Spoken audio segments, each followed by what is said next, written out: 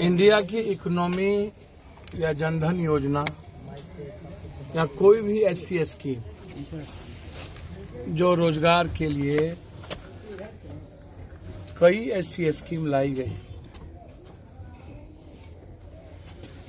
जिसमें middle class के नीचे और गरीब को कभी बैंक से या सरकार के द्वारा आप आयुष को भी चले जाइए, इसी में भी आप चले जाइए, सरकार के द्वारा 50,000 रुपया भी 50,000 रुपया मिला भी तो किसी पार्टी के वर्कर को कहने पर प्रेशर पर 50,000 रुपया मिला होगा मेरे ख्याल से। स्किल हो या स्टार्टअप हो, स्किल स्टार्टअप की स्थिति तो यह रही बिहार में, भारत में ही, कि हम सुन पे चले गए और फिर दोबारा उस पर कोई बातचीत नहीं हुई। जब कभी कोई चुनाव होता है तो सबसे पहले हम कर्ज की, जैसे दिल्ली में 3,900 यूनिट बिजली हो गया।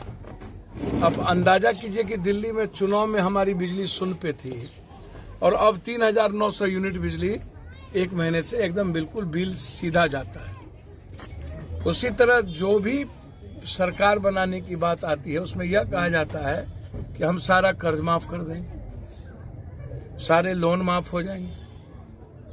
ये जो गुंडा टैक्स है, नीचे रखे ना माइक, ये जो सूदखोर है, ब्याज, ये आम लोग, कॉमन लोगों की स्थिति, बैंकिंग सिस्टम बांग्लादेश से भी कई अरब गुना खरब गुना ज्यादा बुरी स्थिति इस इंडिया की है।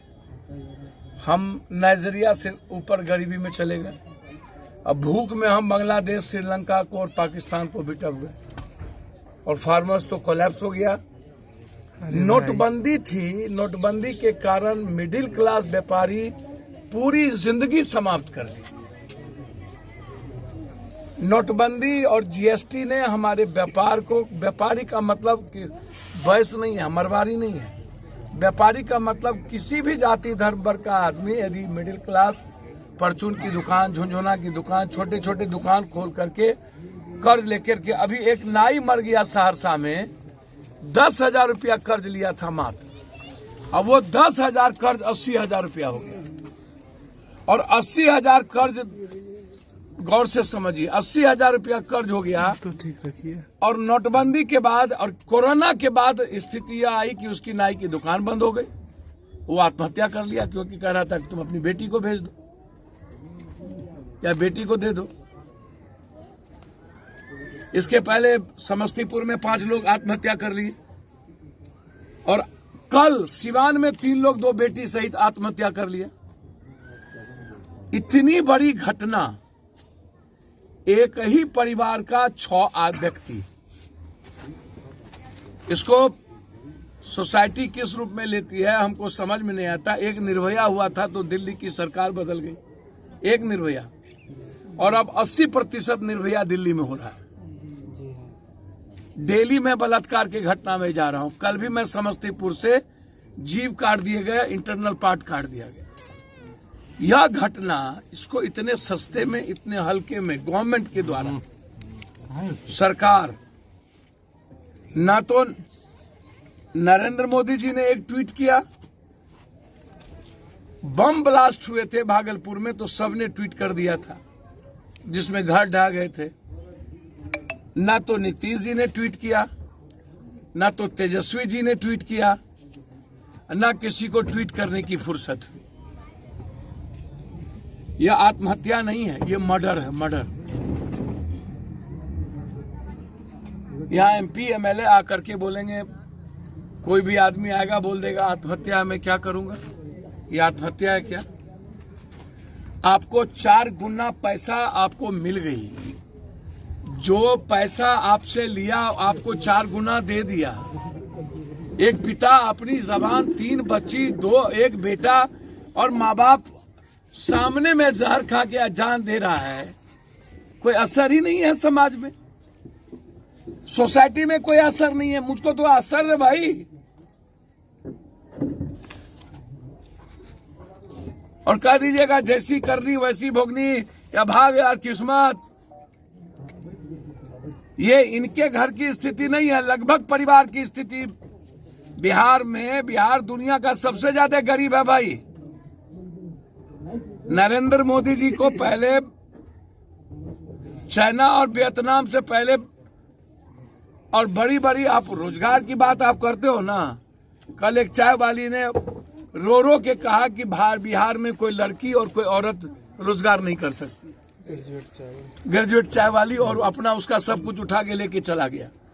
अब वो कह रही है कि लड़कियों को बिहार में निकलने का राइट नहीं है, यहाँ स्मैक बिकेगा, यहाँ पर कोरेक्स बिकेगा, यहाँ पर ड्रग्स बिकेगा, सोल्यूशन बिकेगा, यहाँ शराब बिकेंगे, यहाँ कौन सी कहते हैं नहीं आरा में जो बिकता है नहीं गांजा नहीं, और भी चीजें हैं। यहाँ पर सब कुछ बिकेगा, लेकिन यहाँ चाय नहीं बिक सकती। डेली उसके ठेले के उठा के लेके चला जाता है पैसे के चलते नगर निगम। अब वो कह रहे हैं कि बिहार में लड़कियों को बढ़ने का कोई अब भैया हमको तो बताओ ना, बिहार में सिर्फ और जो लोग यहाँ बड़े बड़े माफिया हैं, बड़का 1 करोड़ रुपया 2 करोड़ रुपया पीएम केयर्स फंड में देता है और मुख्यमंत्री केयर्स फंड में जाके देता है। अरे बाप मेरे, आपके एक फोन से या परिवार बच जाता है या 10 लाख रुपया। हमको तो जानकारी में कोई तो, अब यदि कोई जानकारी हिंदुस्तान में पप्पू यादव को हुई है या होती है, यदि मैं 34 करोड़ रुपया कोरोना में मैं हर घर पहुंचा सकता हूं, तो एक परिवार को मरने देने की कोई संभावना इस जन्म में क्या 7 जन्म में नहीं हो सकता। यदि 11 दिन 11 करोड़ रुपया का खाना पटना के बाढ़ में हम एक बेटे की तरह पहुंचा सकते हैं, तो इस परिवार के इसके मम्मी पापा को, बच्चों को तो मैं अपनी बेटी की तरह मरने तो हम नहीं देते। लेकिन सवाल है यहाँ तो सुनते हैं बड़ा बड़ा पहाड़ माफिया, गिट्टी माफिया, बालू माफिया है, ढेर पैसा है, और पैसे के बदौलत ही यहाँ पर एमएलए एमपी लोग एमएलसी बनते हैं। तो ऐसे लोगों को आप यहाँ पर माथा पर सर पर उठा के रखते हैं आप लोग, क्योंकि कौन जात का पहलवान है। अभी तो पहलवाने का न लड़ा था मोकामा में, 56 किसका, 57 किसका, 46 किसका। इस जात का बड़का पहलवान कौन है, उसी को वोट दे दो। माने बिहार में अब लीडर विचारधारा की वोट नहीं है। बिहार में या तो 56 का वोट है, या नहीं तो किसी जात को जोड़ लो। इनको मरने दो, इनको छोड़ दो, इनका कोई जात नहीं है। पता नहीं को मरवाड़ी है कि कौन कास्ट है, आई डोंट नो, क्योंकि इनका वोट पॉलिटिशियन से या सोसाइटी नफरत क्यों नहीं करती है, और पॉलिटिशियन को सोसाइटी क्यों।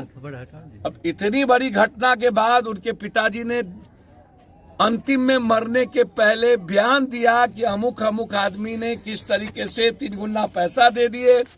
लगातार अमुक आदमी, टुन्ना सिंह, मुन्ना सिंह, कौन सिंह हमें टॉर्चर कर रहे थे। अरे भैया डिमांड करो ना, इन लोगों की गिरफ्तारी हो, इन लोगों पर 302 का मुकदमा हो। इंटेंशन क्या था, परिस्थितियां क्या थी मरने की, इंटेंशन कौन था, किसने इनको प्रोवोक किया, किसने इतना तंग किया कि इनके 6 आदमी को मरने पर मजबूर होना पड़ा। और उसके बाद ये लगातार बयान दे रहे हैं, लगातार ये परिस्थितियां हैं, और बयान देने के बाद आप किससे पूछने जा रहे हो? आप उसके कॉल डिटेल को क्यों नहीं ले रहे हो? उसके सीसीटीवी फुटेज क्यों नहीं निकाल रहे हो? इनके पापा के, इनकी सिस्टर का, इनके भाई का कॉल डिटेल, किससे बातचीत हुई, किसका फोन आता था, इनके दुकान पर कौन जाते थे? खुद पापा ने इनको बोल दिया 3-4 आदमी के चलते। बिहार में जो आज, अब आप सहारा को देखो ना, सहारा इंडिया की स्थिति यह है कि लगभग लोग यहाँ लाखों लाख लोग आत्महत्या करेंगे। सहारा इंडिया को प्रोटेक्ट कौन कर रहा है? जितने नॉन बैंकिंग बैंक हैं, प्राइवेट बैंक, और उसके बाद जितना सूद लगाने वाला नवादा में, नालंदा में या किसी शहर में है, ये प्राइवेट है और वसूला जाता है गुंडा के द्वारा। 10 गुंडा टैक्स होता है और इस पर सरकार बिल्कुल फ्रीडम है, थाना इसको प्रोटेक्ट करती है। इसीलिए मैं आपको आश्वस्त करता हूं, इस मामले में मैं सीएम से बात करूंगा। उसके मोबाइल के बयान पर उस पर एफआईआर लॉन्च होनी चाहिए। ये आत्महत्या नहीं है, ये हत्या है। सरकार को ऐसी घटना पर कठोर होनी चाहिए। साथ साथ इस परिवार को जो एक बच्चे बचे हैं उसको बचा तत्काल। हमारी पार्टी, हमारे साथ युवा अध्यक्ष हैं, हमारे नेता लीडर हैं, हमारे सभी बड़े लीडर हैं, अनुभाव, सभी लोग, पार्टी तत्काल इनको 50,000 रुपया भी मदद कर रही है। इनको दुकान खोलवाने में पार्टी 2 लाख रुपया मदद करेगी ताकि ये अपनी चीजों को ये शुरुआत करे। तत्काल इस परिवार, चूंकि बच्चे बिल्कुल अकेला हो चुके हैं, जो यहाँ थे वहाँ 3-3 दिन खाना नहीं खाए। हमारे एक मित्र ने जिस तरीके की घटना 3,000 रुपये के चलते पावापुरी से लौटा देना, यह भी जांच का विषय है और उस पर भी 302 का मुकदमा लगना चाहिए और यहाँ के अस्पताल पर इंक्वायरी करके उसकी जांच होनी चाहिए और सस्पेंड और डिस्चार्ज करना चाहिए। 3,000 के चलते 2 मौत बाद में हो गई। 3,000, छोटी बहन का एक जिंदगी, या तो वो कोई यूसुफजई मलाला होती या तो स्वयं सू होती। एक जिंदगी 3,000 के चलते चली गई।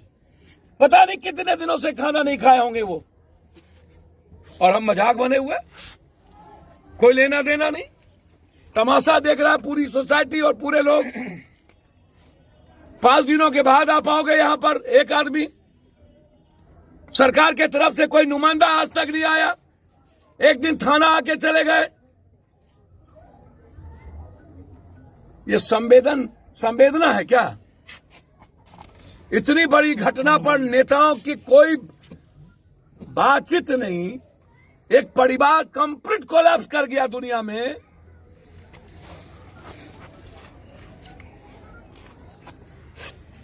इसीलिए मैं उस रात की पूरी सीसीटीवी फुटेज के बाद डीएम ने कहा कि पूरा का पूरा तुरंत होगा। रात में हम 2-2, 3-3 जान हो सकती थी, बचाया जा सकता था।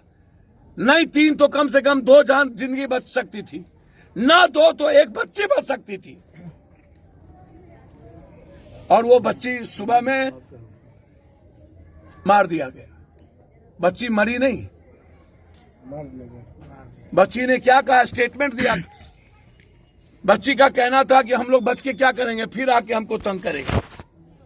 इसका मतलब है कि जो भी टुन्ना सिंह, मुन्ना, चुन्ना, कुन्ना, जो भी सिंह है, वह कहीं ना कहीं गलत हरकत उन्होंने किया होगा। इतना बड़ा निर्णय लेने के पीछे कंप्लीट रूप से खतरनाक टॉर्चर है और अविलंब उसकी गिरफ्तारी होनी चाहिए। यह आवाज सोशल मीडिया के द्वारा भी सबको ट्रोल करना चाहिए। Justice for this family. और इसको छोटा नहीं किया जा सकता है। मैं बस इतना आपसे आश्वस्त करता हूं कि मैं इस घटना में मॉनिटरिंग भी करूंगा और इस बच्चे की केयरिंग एज ए पिता मैं करूंगा। ये मैं आश्वस्त करता हूं। नवादा के उस दुकान पर किसी ये यदि खोलना चाहेंगे तो इनकी मदद हम होगी। ये अब यहां छोड़ दें तो मैं नहीं जानता हूं। यदि ये खोलना चाहेंगे नवादा या यहां, तो मेरी तरफ से मदद होगी। तत्काल मैं ये मदद कर रहा हूं। ये मैं आपको आश्वस्त करता हूं कि इंक्वायरी के लिए भी चिट्ठी लिखूंगा, पावापुरी के लिए भी, यहां के लिए भी। एसपी के निर्णय बयान के बाद बच्ची अच्छी थी, वह भी वीडियो ओपन करना चाहिए कि बच्ची से बयान जब लिया गया है एसपी तो उसने कैसे लिया है। उससे पता चलेगा हमारी बच्ची जिंदा रह सकती थी कि नहीं, क्योंकि वो बयान होंगे। इस पर हम मांग करेंगे कलेक्टर से और स्वास्थ्य मंत्री से अविलंब कार्रवाई हो। और यहाँ के एसपी से हम मांग करेंगे, डीआईजी से अभी बात करेंगे कि जिन लोगों का नाम लिया उस पर 302 का मुकदमा लगे। मैं तत्काल इस परिवार के लिए हमारे नेताओं ने मदद की है। लीजिए आप दीजिए।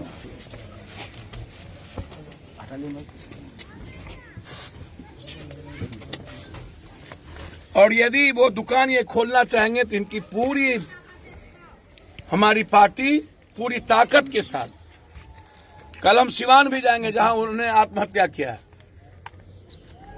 ये मैं आपको बता दूं, आप बेफिक्र हैं।